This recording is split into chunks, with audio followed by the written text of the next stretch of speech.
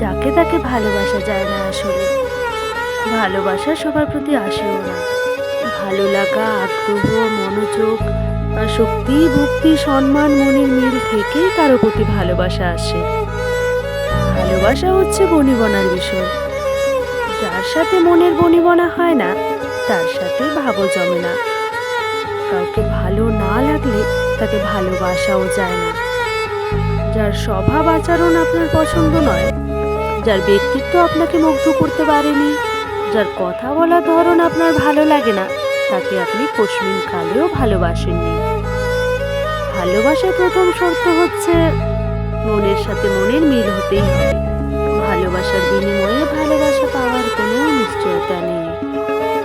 কাউকে ভালোবাসলে যে কেউ আপনাকে ঠিক একইভাবে ভালোবাসবে তার কোনো নিশ্চয়তা নেই। কাউকে আপনার মনে ধরেছে মানে যে সেও আপনাকে তার মনের মতোই ভাবে, তা কিন্তু নাও হতে পারে।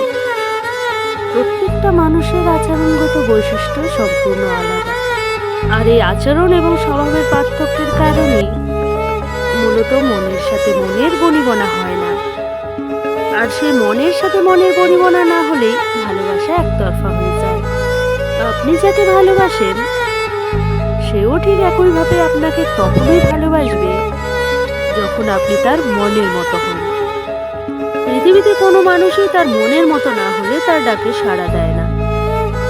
আমরা যারা ভালোবাসার ভিখারি, আজীবন ভালোবাসায় চেয়ে এসেছি, তারা সত্যিকার অর্থে তার মনের মতো হতে পারেনি। যতটুকু ভালোবাসা পেয়েছি বলে বিশ্বাস করেছি, সেটা ভালোবাসা নয়, সেটা কেবলই ছলনা, সহানুভূতি নয়তো দয়া। প্রকৃত ভালোবাসা কখনো যন্ত্রণা দেয় না। ভালোবাসা তখনই যন্ত্রণা দেয় যখন ভালোবাসার নামে প্রতারণার শিকার হতে হয়।